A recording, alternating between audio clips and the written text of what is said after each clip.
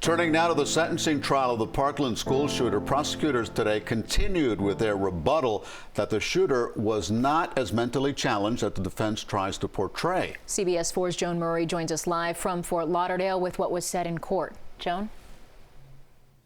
Well, the trial had a brief pause the end of last week because of the hurricane threat, but today a forensic psychiatrist who started testifying last week finished his testimony today, showing disturbing conversations he had with the shooter at the jail just 6 months ago.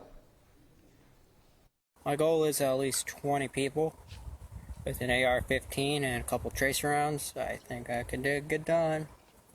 Location is Stone Douglas in Parkland, Florida. 4 years after the Parkland shooter made that disturbing cell phone video, he told a psychiatrist in chilling detail how he planned and carried out his mass shooting. I thought they would scream. That's more like they passed out. Okay. Passed out and just blood just came out, pouring out of their head. Okay. It was really nasty. He clearly knew what weapon he was going to use and what he intended to do with that weapon. Forensic psychiatrist Dr. Charles Scott, hired by prosecutors to evaluate the shooter at the jail in March, told the jury the shooter has antisocial personality disorder, no regard for right or wrong. For some individuals where he even shot a second time, even after he had shot them once. So he had goal-oriented, directed behavior throughout that first floor. The shooter pleaded guilty a year ago to killing 17 students and staff at Marjorie Stoneman Douglas High School. The defense wants jurors to spare his life, arguing his biological mother's excessive drinking led to the violence.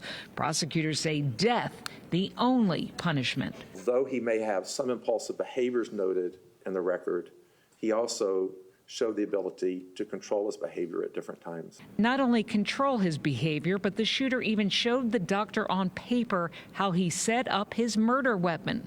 And you can put a tactical grip on it. It's just a grip. So you basically screw it into the gun. What's the point of having... to keep it steady. Okay. And as victims' families painfully listened, they heard the shooter, in his own words, describe coldly firing round after round. She was crawling. I shot her in the back.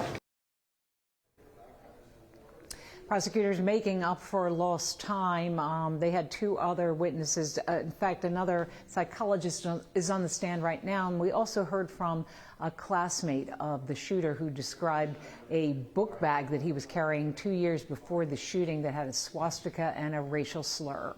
Testimony will resume tomorrow. Reporting in Fort Lauderdale, Joan Murray, CBS 4 News.